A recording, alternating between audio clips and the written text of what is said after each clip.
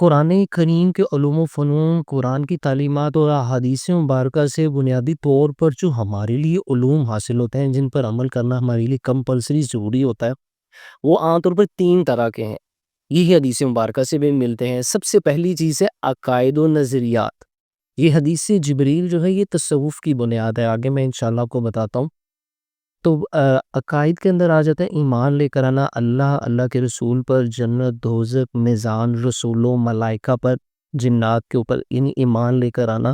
یہ سمجھ لیں یہ ہمارے عقائد ہیں، یہ نظریات ہے۔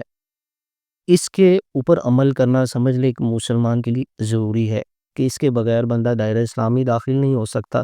دوسری ایک بنیادی چیز جو احادیث اور قرآن سے ہمیں معلوم ہوتی ہے، وہ ہے ظاہری طور پر اعمال بجا لانا۔ جیسے حضور علیہ الصلوۃ والسلام سے حدیث جبریل میں حضرت جبریل علیہ السلام نے پوچھا کہ ایمان کا عمل ایمان، تو حضور علیہ الصلوۃ والسلام نے ارشاد فرمایا کہ ایمان یہ ہے کہ تو کلمہ طیبہ پڑھے اور نماز ادا کرے، رمضان کے روزے فرض ہیں وہ ادا کرے رکھے، اور حج اگر فرض ہے صاحب استطاعت من استطاع الیہ سبیلا تو اس کی طرف حج ادا کرے۔ تو یہ فرمایا کہ ایمان۔ تو پھر پوچھا کہ احسان کیا ہے؟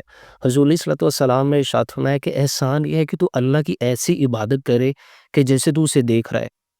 اگر ایسا نہیں ہے تو پھر ایسی عبادت کر کے وہ تجھے دیکھ رہا ہے۔ تو یہی بنیادی پیرامیٹر جو ہے مل احسان، یہی تصوف ہے، یہی بنیاد ہے۔ صوفی کرام نے اسی بنیاد قرار دیا ہے کہ یعنی معرفت الہی حاصل کرنے کے لیے جدوجہد کوشش کرنا، یہی تصوف کہلاتا ہے۔ اور صوفی اسے ہی کہتے ہیں کہ جو دل کی صفائی کے اوپر غور و فکر کرتا رہتا ہے۔ ظاہری اعمال کی تو صفائی پہ ہم کوشش کرتے ہیں، ہمارے جسم کی بناوٹ کے اوپر خوبصورتی کو ہم سنوارنے کی کوشش کرتے ہیں، مگر جو اللہ والے ہوتے ہیں نا، یہ دل کی صفائی کے اوپر توجہ کرتے ہیں، غور کرتے ہیں۔